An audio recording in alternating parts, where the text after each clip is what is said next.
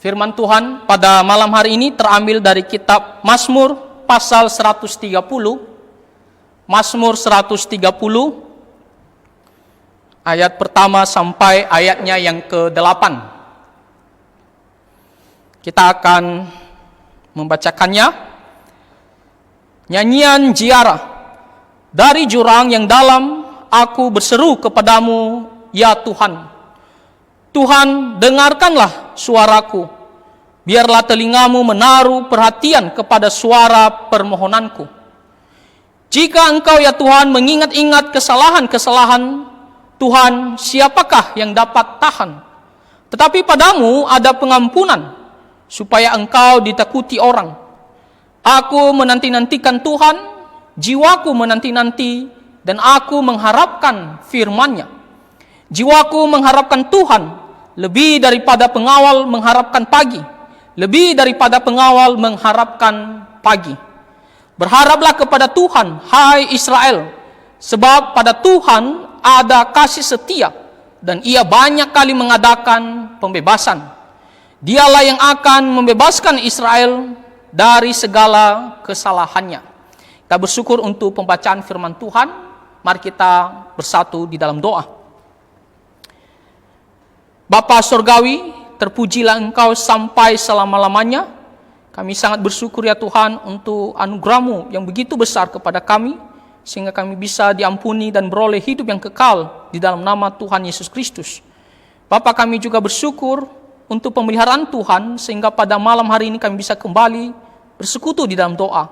Dan saat ini ya Tuhan, kami mau serahkan hidup kami dalam mendengarkan firman-Mu, karena Tuhan pimpin dan sertai kami, supaya kami bisa mengerti firman-Mu, kami bisa dikuatkan oleh firman-Mu, dan kami bisa melakukannya untuk kemuliaan nama Tuhan Yesus Kristus.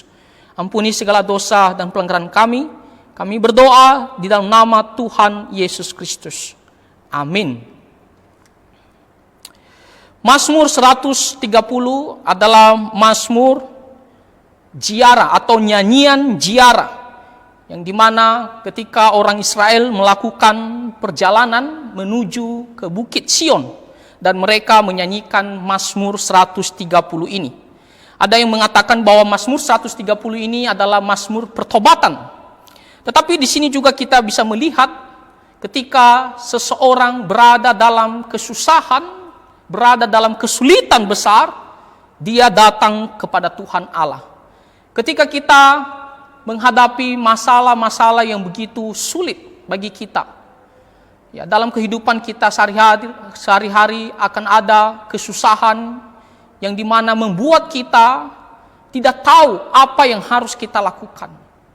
Kita mungkin bisa kecewa, mungkin kita bisa putus asa, bahkan kita hampir-hampir menyerah. Kita tidak tahu apa lagi yang kita lakukan, dan kita mengatakan terjadilah apa yang terjadi. Nah, dalam kesusahan seperti ini, dalam kesulitan, dalam masalah besar ini, apa yang harus kita lakukan? Sebagai anak-anak Tuhan, kita memiliki Tuhan Allah. Kita memiliki Allah yang setia menolong kita, yang sanggup menolong kita. Oleh karena itu, ketika kita berada dalam kesusahan, berada dalam masalah besar, maka kita harus ingat kepada Tuhan Allah.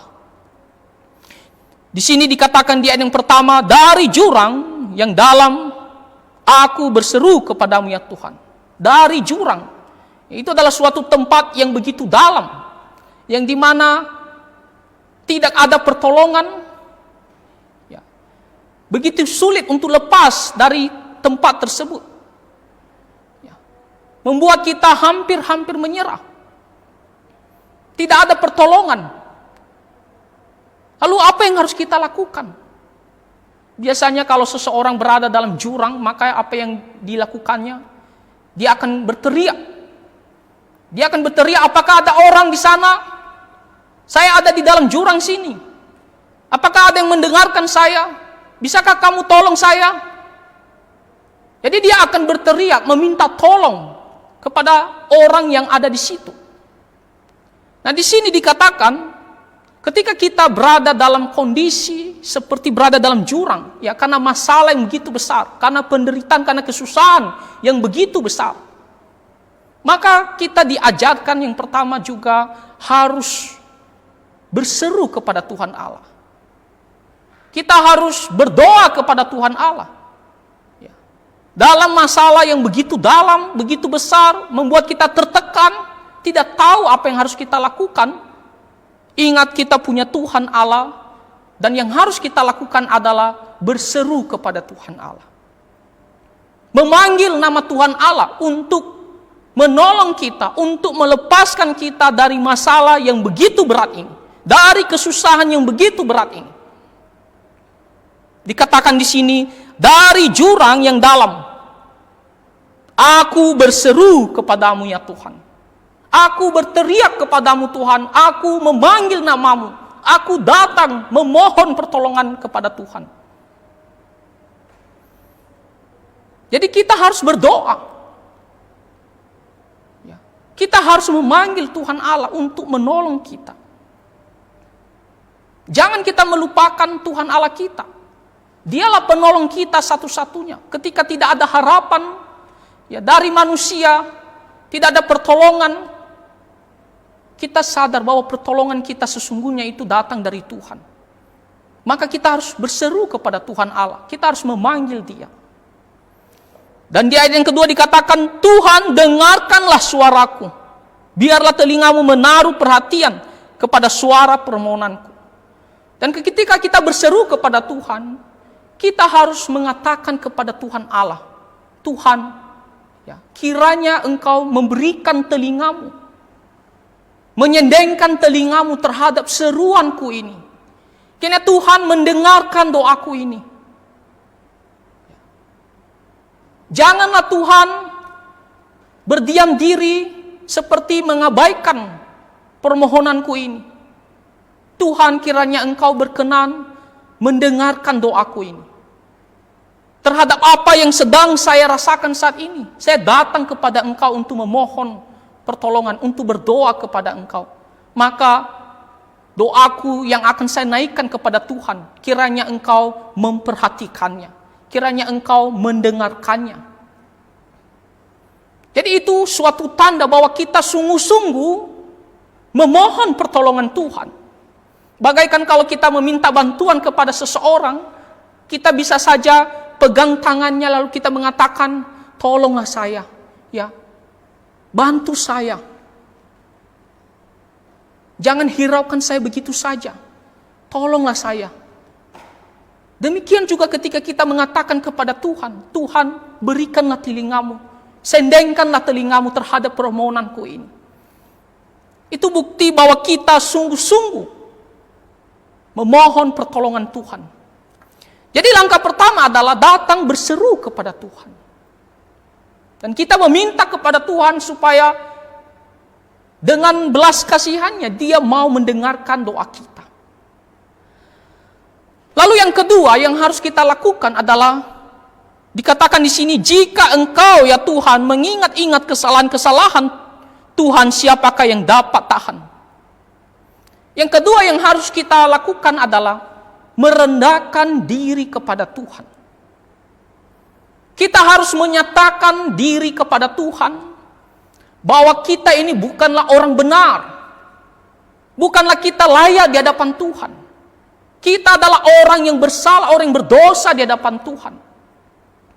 Segala kesalahan kita, segala dosa kita yang pernah kita lakukan, kita merendahkan diri kepada Tuhan supaya Tuhan memaafkannya, supaya Tuhan mengampuninya. Supaya Tuhan tidak mengingat-ingatnya sehingga menjadi penghalang terhadap doa kita.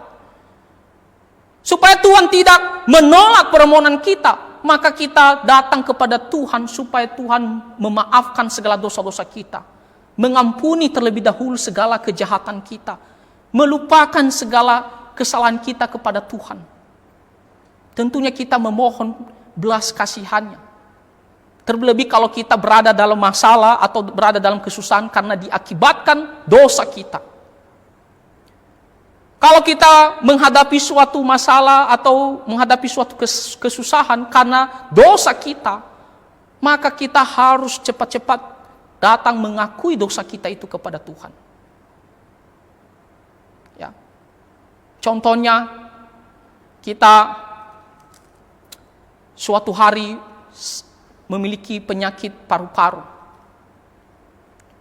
Lalu dokter memberitahukan kepada kita bahwa penyakit paru-paru tersebut diakibatkan karena kita sering minum minuman keras. Dan penyakit paru-paru kita itu membahayakan. Ya. Lalu kita berada dalam tekanan ini, dalam masalah ini.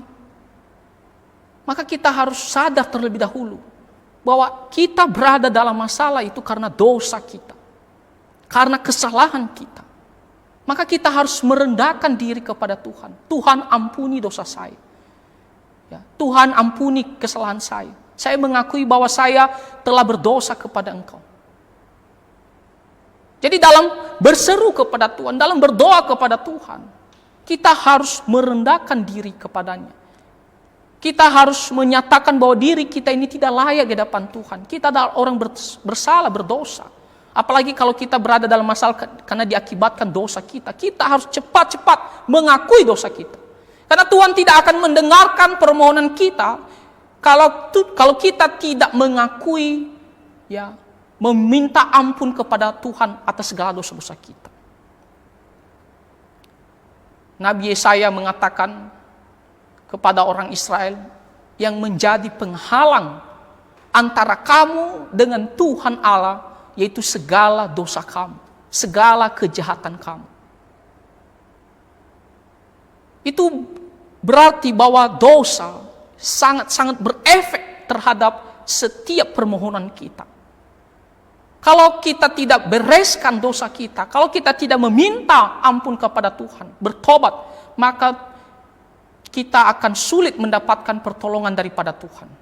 Kita akan sulit mendapatkan jawaban doa daripada Tuhan Allah. Oleh karena itu kita harus mengakui di hadapan Tuhan. Ya, jikalau ada kesalahan kita, ya, yang telah kita lakukan, kita harus minta ampun kepada Tuhan. Intinya kita harus merendahkan diri kepada Tuhan. Dikatakan di ayat yang keempat, tetapi padamu ada pengampunan, supaya engkau ditakuti orang. Kalau kita benar-benar sungguh-sungguh datang merendahkan diri kepada Dia, datang memohon belas kasihannya, meminta ampun dan bertobat dari dosa-dosa kita, maka Tuhan, Allah yang penuh kasih sayang, Allah yang penuh pengampunan, Dia akan mengampuni kita. Dia akan memaafkan segala kejahatan kita. Dia bukanlah Allah yang menolak kita selama-lamanya. Dia bukanlah Allah yang menghukum kita selama-lamanya. Tidak. Sekalipun kita ada berbuat dosa, lalu Tuhan hukum kita, tapi suatu hari kita bertobat sungguh-sungguh, kita datang merendahkan diri, meminta ampun kepada Tuhan, Dia akan mengampuni kita. Dia akan memaafkan segala kejahatan kita ini. Asalkan kita mau bertobat sungguh-sungguh, Dia mau mengampuni. Karena Dia adalah Maha Pengampun. Ya. Karena Dia adalah Maha Pengampun, maka kita dengan rela hati, ya, mau beribadah, mau melayani Tuhan, mau melakukan kehendaknya. Ya. Makanya dikatakan, supaya engkau ditakuti orang. Dia bukanlah Allah yang kejam, yang dimana Dia ketika Dia menghukum seseorang, lalu Dia hukum selama-lamanya, Dia tolak selama-lamanya. Sekalipun orang datang kepada Dia, lalu Dia tolak terus-menerus, Dia tidak lagi terima. Tidak, bukan seperti demikian. Ya, karena Dia adalah Allah Maha Pengampun. Maka orang-orang yang datang meminta ampun kepada Dia memiliki rasa takut kepada Tuhan Allah. Dengan rela hati kita mau melayani Dia, mau beribadah kepada Dia. Coba kalau Dia Allah yang kejam, lalu Allah yang menolak kita selama-lamanya, mungkin kita pun, ya, tidak mau datang melayani Dia, beribadah kepada Dia. Ya, karena kita merasa Dia tidak memberikan kita kesempatan untuk bertobat, ya. Tapi karena Dia adalah Allah Maha Pengampun, Dia memberikan kita kesempatan. maka kita dengan sukacita, dengan rela, ya kita mendapatkan sukacita dan mau beribadah serta melayani Dia. Jadi Tuhan Allah adalah Allah Maha Pengampun, asalkan kita datang sungguh-sungguh merendahkan diri dan meminta ampun segala dosa-dosa kita. Jadi yang pertama adalah dalam kesusahan yang besar, dalam masalah yang besar, harus berseru kepada Tuhan Allah. Berdoa kepada Tuhan Allah, cari Tuhan Allah. Ya, panggil Tuhan Allah untuk menolong kita. Yang kedua, kita harus merendahkan diri. Ya, menyatakan bahwa diri kita ini tidak layak di hadapan Tuhan. Bahkan jikalau kita ada berbuat dosa, kita harus mengakui dosa kita kepada Tuhan, minta ampun. Karena itu menjadi penghalang terhadap doa kita. Yang ketiga, dikatakan di ayat yang kelima, aku menanti-nantikan Tuhan, jiwaku menanti-nanti, dan aku mengharapkan firman-Nya. Hal yang kita lakukan selanjutnya adalah menantikan pertolongan Tuhan. Percaya kepada pertolongannya. Tidak ada rasa bimbang sedikit pun. Dan tidak ada rasa lelah untuk sabar menunggu pertolongan daripada Tuhan. Kita terus menantikan Dia. Ya. Dengan ketekunan hati, kita terus menunggu ya, pertolongan Tuhan Allah itu. Kita terus bersandar kepada Dia, kita percaya. Ya meskipun waktunya begitu lama, ya saudara-saudara, meskipun waktunya begitu lama, kita tidak akan sampai menyerah untuk berharap kepada Dia. Kita tidak akan sampai kecewa, putus asa kepada Tuhan Allah. Tidak akan. Sampai kapanpun kita akan terus berharap kepada Dia, menantikan Dia dengan tekun, menunggu, sabar pertolongan Tuhan tanpa ada rasa bimbang ya terhadap Tuhan Allah. Karena kita tahu Dia adalah Allah yang setia terhadap janjinya. Dikatakan di sini, aku mengharapkan firman-Nya. Firman-Nya yang dimaksud di sini adalah janjinya. Ya. Tuhan telah berjanji. Ketika orang datang kepada Dia, mencari Dia dengan sungguh-sungguh, maka Dia berkenan ya, menerima mereka. Ketika anak-anaknya berada dalam kesusahan, datang berdoa, memohon pertolongan Tuhan, Dia adalah Allah yang mau mendengarkan doa. Dia adalah Allah yang memelihara hidup kita. Bahkan ketika kita berdosa kepada Dia, dan kita memohon ampun kepada Dia, Dia adalah Allah yang mau mengampuni dosa kita. Jadi kita percaya kepada janjinya ini. Oleh karena kita percaya kepada janjinya, kita tahu bahwa janjinya tidak pernah ya Dia ingkari. Dia pasti tepati. Maka kita terus berharap kepada janjinya tersebut. Meskipun lama waktunya, kita akan terus berharap terhadap janjinya. Bahwa Dia akan menolong anak-anaknya yang datang berseru kepada Tuhan. Semangat untuk menantikan pertolongan Tuhan itu digambarkan seperti di ayat yang ke-6.